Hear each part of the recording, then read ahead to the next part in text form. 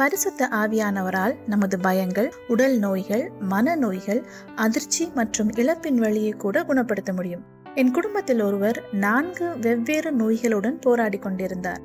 ஒரு நாள் அவரது இதய துடிப்பு திடீரென்று சீரற்று மோசமடைந்தது. அவரை அவசரமாக தீவிர சிகிச்சை பிரிவில் சேர்த்தனர். அவர் இறக்கக்கூடும் என்று மருத்துவர்கள் என்னிடம் சொன்னார்கள்.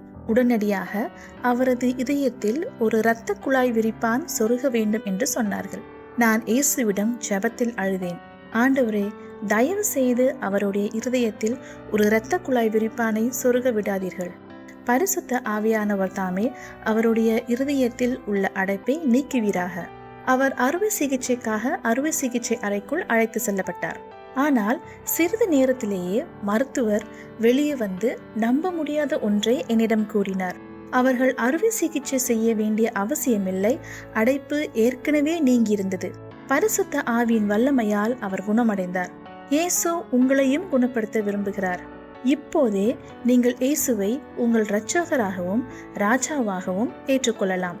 உங்கள் உடலிலோ மனதிலோ ஆன்மாவிலோ வலிக்கும் போது அவரை நோக்கி கூப்பிடுங்கள். உங்களை குணப்படுத்தவும் காப்பாற்றவும் அவருக்கு சக்தி இருக்கிறது. நீங்கள் இயேசுவை உங்கள் வாழ்க்கையில் வரவேற்கும் போது குணமடைதலும் இரட்சிப்பும் தொடங்கும். தயவு செய்து அவரிடம் திரும்பி ஜெபியுங்கள். அவருடைய குணப்படுத்துதலையும் இரட்சிப்பையும் நீங்கள் அனுபவிக்க வேண்டும் என்று நான் மனதார ஜெபிக்கிறேன். இயேசு அவனை நோக்கி, நீ விசுவாசிக்க கூடுமானால் ஆகும், விசுவாசிக்கிறவனுக்கு எல்லாம் கூடும் என்றார்.